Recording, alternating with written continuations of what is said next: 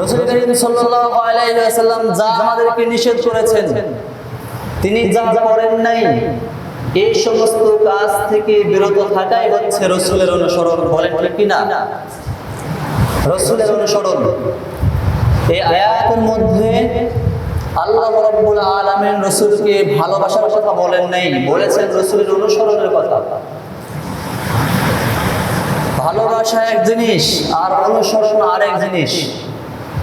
তবে ভালোবাসার মধ্য দিয়েই অনুসরণ আসে, ঠিক কিনা বলেন? এক হাদিসের মধ্যে আল্লাহ রাসূল সাল্লাল্লাহু আলাইহি ওয়াসাল্লাম বলেন, যেটা আমি আজকে তেলাওয়াত করেছি, লা ইউমিনু আহাদুকুম হাত্তা আকুনা আহাব্বা ইলাইহি মিন ওয়ালিদিহি ওয়া ওয়ালাদিহি ওয়ান নাসি আজমাইন।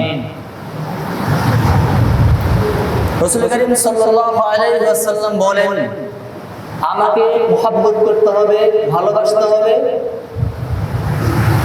নিজের মার চাইতেও বেশি, বাবার চাইতেও বেশি, স্ত্রীর চাইতেও বেশি, সন্তানের চাইতেও বেশি, সম্পদের চাইতেও বেশি, এমনকি নিজের জীবনের চাইতেও বেশি। কে বলেছেন?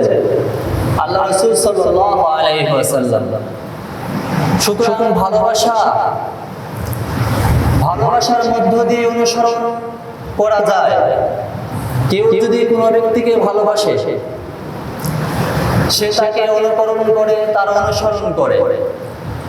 কেউ যদি কোনো আলেমকে ভালোবাসে, মহব্বত করে, তাকে ফলো করে, তাকে অনুসরণ করে, সে কিভাবে হাঁটে, কোন টুপি মাথায় দেয়, কিভাবে চলে, কি জামা পরে, ঠিক কিনা বলেন? তাকে ভালোবাসে, এই জন্য তাকে অনুসরণ করে। আল্লাহ রাসূল সাল্লাল্লাহু আলাইহি ওয়াসাল্লামকে আমরা ভালোবাসবো, আর এই ভালোবাসার মধ্য দিয়ে আসবে আমাদের অনুসরণ।